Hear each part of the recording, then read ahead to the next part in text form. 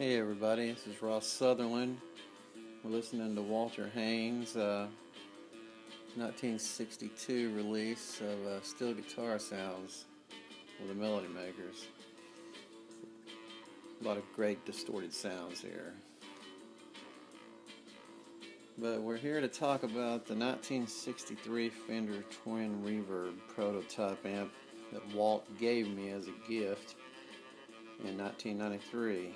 I was in a band all through the 90s with Walt up in Pigeon Forge, Tennessee at Memories Theater, and it was a blessing 5 and 6 days a week to be on stage with such a great player and a great guy. To tell you more about the amp, it was finished on November of the 26th, 1963. And it was specifically built for Walter Haynes by Leo Fender. And Walt had been playing with Patsy Cline, and he was using a Reverb, and he loved the Reverb. He loved the reverb all-in-one unit with the amp. But his biggest complaint was, he told me, was that he wanted more power. So he ran this by Leo Fender, and he said, I got exactly what you're looking for.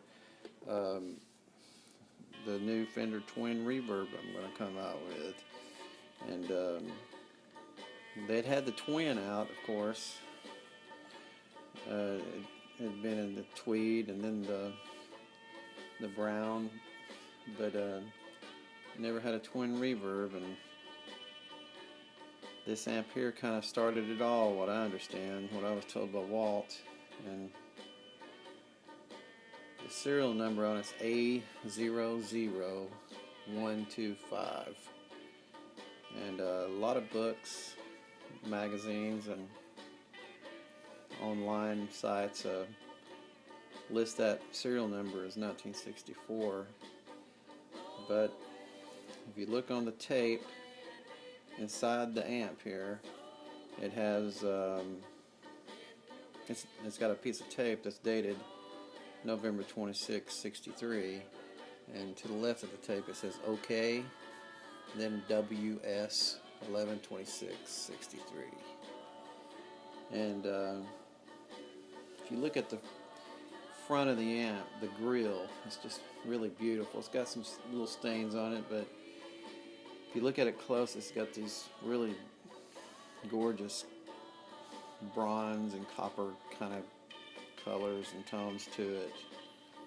And it was a transitional grill cloth at the time. And if you look to the left of the amplifier, there's no Fender badges.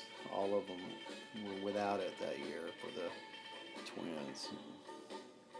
If you look in the right hand corner where it says Fender Twin Reverb, where it says Twin Reverb, right under it, it says electrical, Fender Electrical Instrument Company. And it was before CBS, Columbia Broadcasting System, bought them out. And it's just a beautiful amp to look at, even, but especially to hear. It does everything. It's got the best reverb I've ever heard in my life on any amp ever.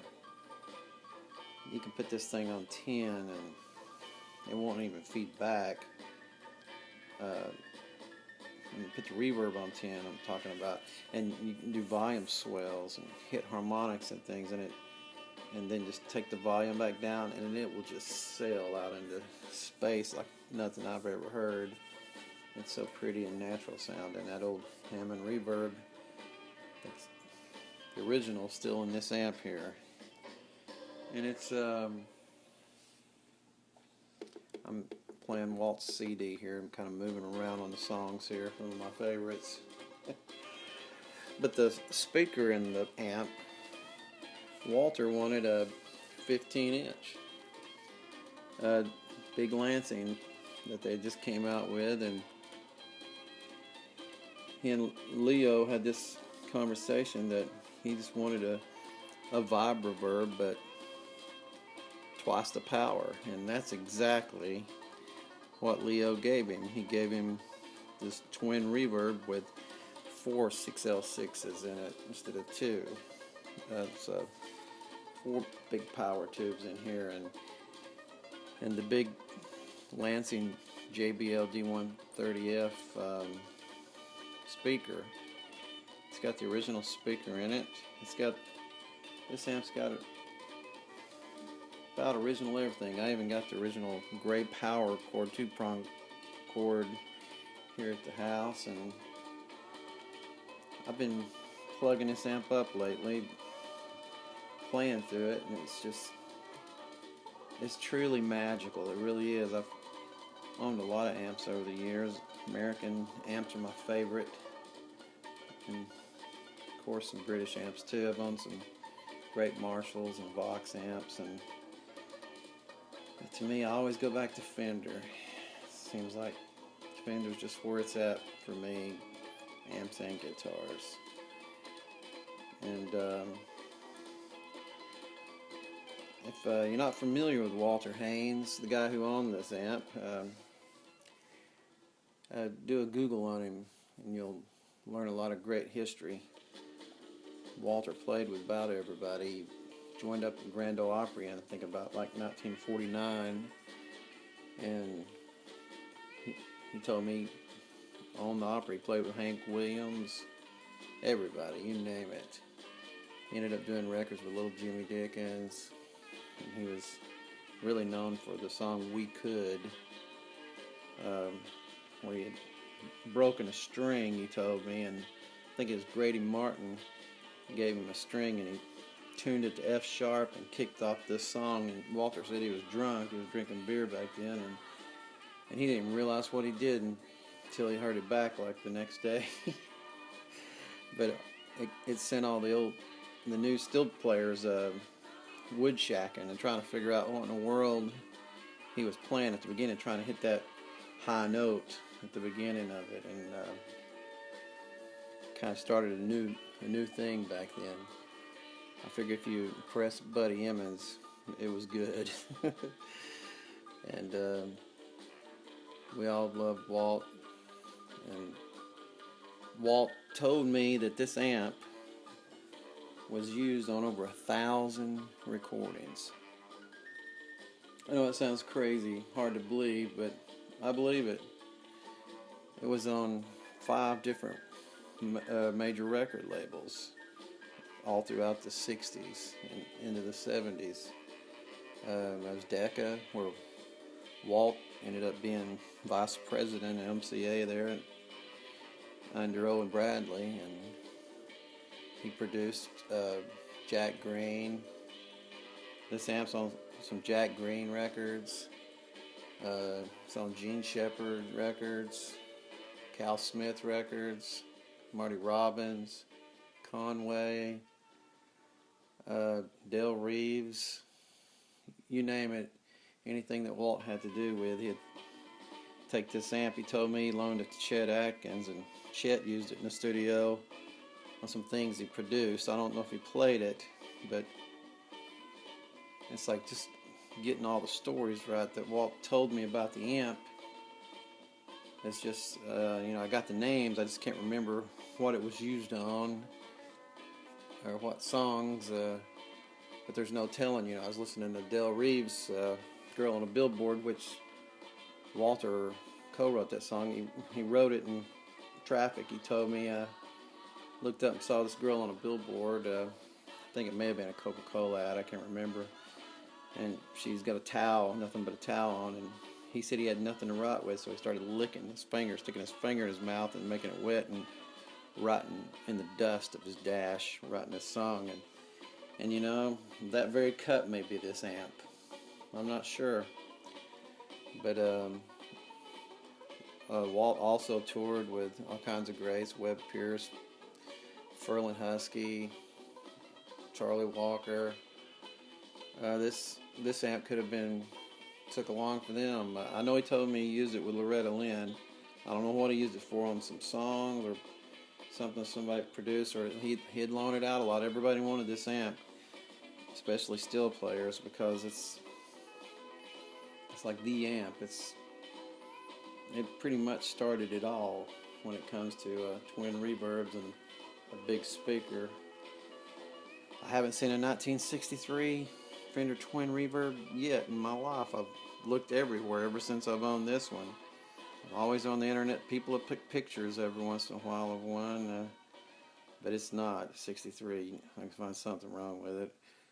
It'll probably be a 65. I've seen maybe 164, a couple of those, but as in 1963 Fender twin reverbs, I've always known they exist, but this is the only one I really truly know I've ever seen. The back of the amp here, it's got the springs on the tubes, like the tube holders are really interesting. They're actually in key with F sharp and F. I don't know why, it's a fluke. Running my fingers across the strings there. But a lot of people's always asked me to do something on the amp and do a little history on it, so I thought I'd put this YouTube video together where everybody could get a look at it.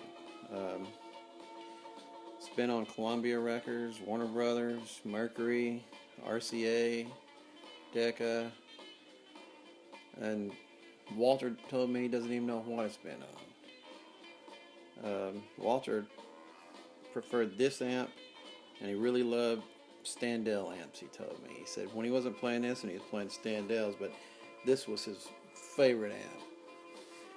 But it had broken down.